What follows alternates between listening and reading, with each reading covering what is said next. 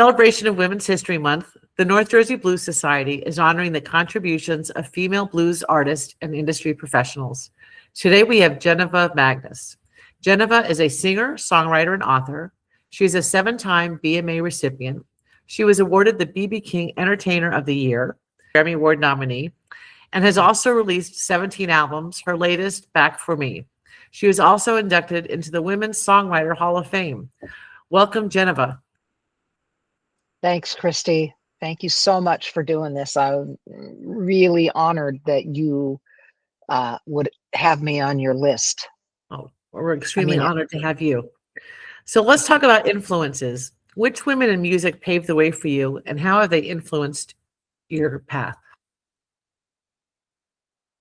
Well, there's a really long list of that, because as I've been blessed to continue to do this thing, stay in the business of music and make records and tour, and as we say, travel from hell to breakfast and play music. You know, those influences have changed over time, but in the beginning, most especially regarding, you know, where I found what you might call my true north, my purpose, my absolute you know, my yellow brick road, the direction I was supposed to be going, would be absolutely Etta James, Coco Taylor, and Memphis Minnie. You know, I could go on. A little bit later, Billie Holiday, but I really love, like, Billie's. I'm particularly fond. I have all of Billie's stuff, for starters, but I'm particularly fond of the latter part of her career, where she just couldn't even hide it anymore. You know, her pain. She couldn't mask her sorrow about life, her life, anymore, and so she didn't. And I find that part of her work particularly moving. Yeah. How about challenges? What's the biggest challenge you've faced as a woman in the music industry, and how have you overcome it? You know, we don't have time to really answer that question all the way, because there's a lot of challenges. I think anybody that decides to be a professional musician in the world that we're in is going to have challenges, regardless of your, you know, how you identify. But having said that, as a woman, I have found particular challenges. You know,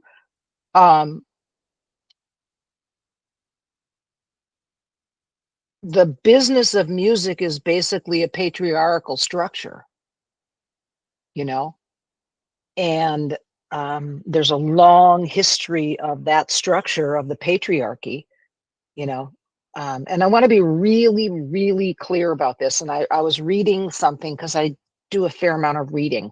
I was reading something just the other day that it's not, you know, the problem in the structure is the patriarchy. It's not men as such, it's the structure that we now understand very clearly that it's a patriarchy. So that's been challenging. I could go into a masterclass on that, really, which we don't have time for, but to not allow other people's prejudice to affect me has had to become a discipline. Am I being too vague? Am I being too vague? No. It has had to become, it's had to become a discipline for me, because, like many other artists, and you know, I'm wildly insecure. You know, I have overcome a lot of that, but it doesn't mean that that's not, you know, back here at times back here, you know, yapping at me, about how I don't belong, da da da, and there's like that frightened, nervous inner dialogue that it has become a discipline to not pay. Don't, my dad would say, don't pay that no mind. Hmm. Don't you pay that? Don't you pay that no mind?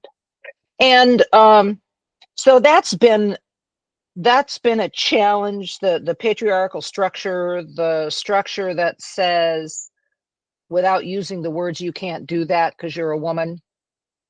We're not going to value your contributions because you're a woman. We're not going to value your point of view because you're a woman. We're not going to value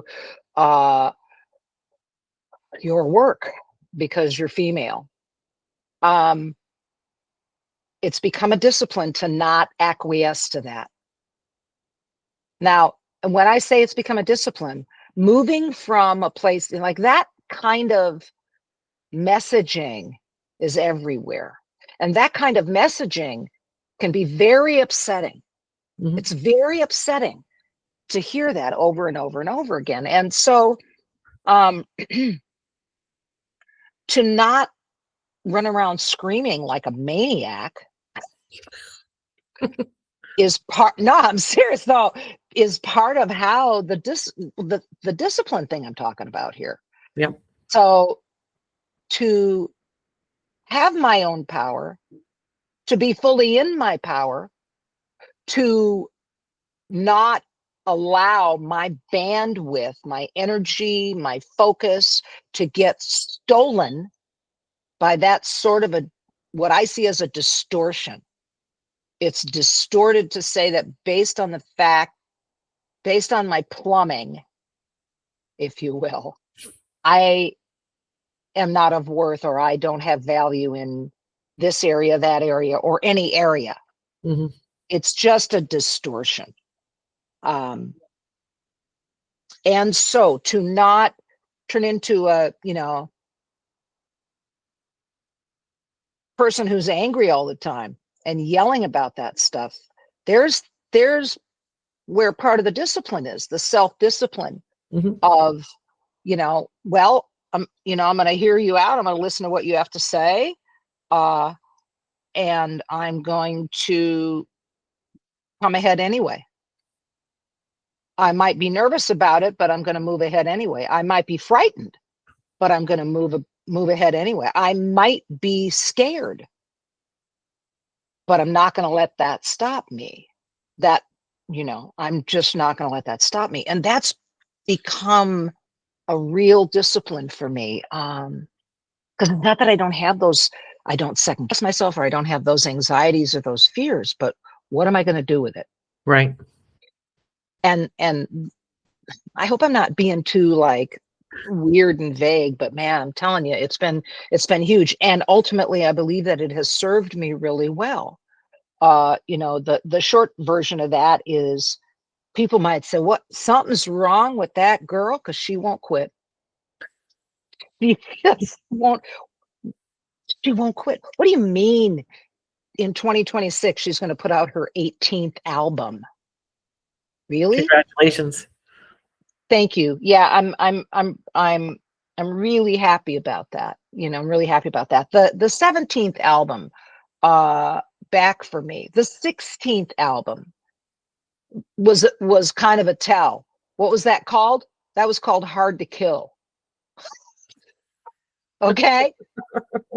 Not kidding. Not kidding. So at the end of the day, I'm really grateful that I have a following and a fan base that still wants to hear what I have to sing and what I have to say. It's such a blessing, because music has changed everything for me. Okay. On a similar vein, you may have kind of already addressed this, but I would ask, what advice would you give your younger self starting out in music? Yeah, I learned young. I did learn young. What I mean to say by young is in my 20s. Mhm. All right. So I learned young that I needed to have control of my instrument. I needed to have control of my voice. I needed to have that it was going to serve me best to have control of the bandstand. Now, again, there's a whole other level of masterclass about how to do that and how to conduct oneself and what to tolerate and what to not tolerate as a woman in the business, as a woman at the front, as a woman running the band, you know. I learned the hard way early on that I don't have to work with people that disrespect me. That just, no, man, ain't doing it. I'm just not going to have it. And so I would tell my younger self, you know, honey, try to not worry so much, because I worried a lot as a young artist, as a young woman. I worried a lot. I was like wringing my hands a lot, like, is this the right move? Is this the right thing? You know, I really want them to like me. Who did I want to have like me? Well, of course, we want the audience to like me, but I want the band to like me. And it's better if they like me, but guess what? It's not required. It's just not. What is required is respect. Right. That is required. And, you know, I learned that in my 20s, by being really intensely disrespected. You know, I'd tell my younger self, just, you know, try to not worry so much, because it is going to be all right. Just keep working. Just keep showing up. Because I had a lot of internal bandwidth going to questioning myself constantly. And I had a lot of pain about that. I was very private about that pain in those days. I could barely articulate it. You know, I didn't have the language for it. I do now. You know, I'd tell her to keep trying. I'd tell her, you know, you're right. You need command of your instrument, and you need command of the bandstand. That means command of the bandstand. You know all your keys. You count your own damn songs. Do not turn that over to somebody else, because if you don't know where it's at, they're going to put it where they want it. Right. You know? Okay. And then we could have a whole other conversation about men putting it where they want it. You know, we're not going to do that, but you understand what I'm saying. It's the same politic. It's the same politic. So, yeah, I would tell her, I would encourage her. I really would. Okay. Yep. Thanks. In closing, are there any upcoming events or projects you'd care to share with us? I do have a new album coming out in 2026. I don't know what the name is yet. That's how new it is. It is a live recording with my touring band. I'm super stoked about that, because these guys are aces. They've been with me for really a long time. You know, there was a point where I was playing in Jersey a lot, and you know, y'all were seeing them all the time with me, and I'm really grateful that I got to make another record with them. And like I said, it's a live recording in front of an audience. There were about 100, and it was like a private concert in a sound stage of a recording studio, and there were about 150 people that got invited. It was really nice. And yeah, recorded by Bob Clearmountain, so that's super, super cool if you Google him. I am very happy to be touring Europe starting in July this year. Congratulations. So I'm going to, thank you. I'm really, really happy about that. Italy, Czech Republic, Romania, Norway, Austria, Belgium, and France, I believe. Yeah. Super happy about that. So I haven't been over the pond in quite a while, so I'm very excited about that. So folks should, you know, JanivaMagness.com. If you know how to spell my name, you're good, you're gold. And hopefully we'll get some US dates coming up here soon, but I don't know. Got to stay tuned. Okay. Well, thank you so much for your time today. I appreciate it. Thank you, Christy.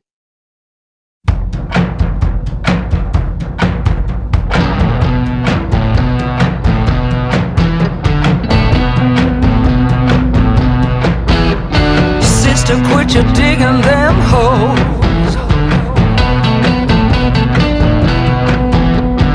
Sister, quit you digging them holes. You keep working that shovel, you're bound to meet the devil.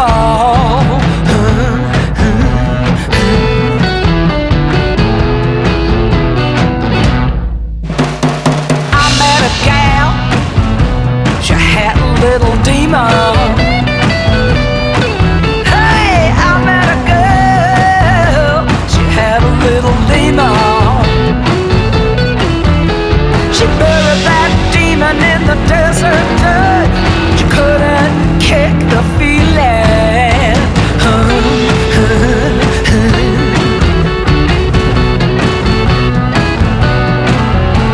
The only thing that you'll find down there is a bed made up for your bone. If you say you can't stop, then you never will. Sister, quit your digging them, quit digging them, quit digging them holes.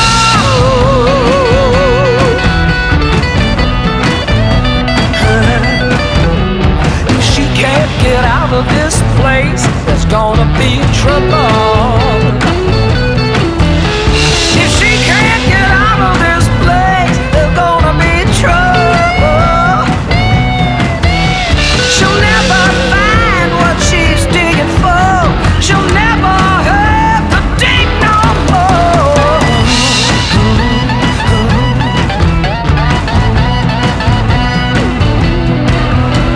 The only thing that you'll find down there is a bed made up for your bone. If you say you can't stop, then you never will. Sister, quit your digging them, quit digging them, quit digging them holes. Oh, yeah.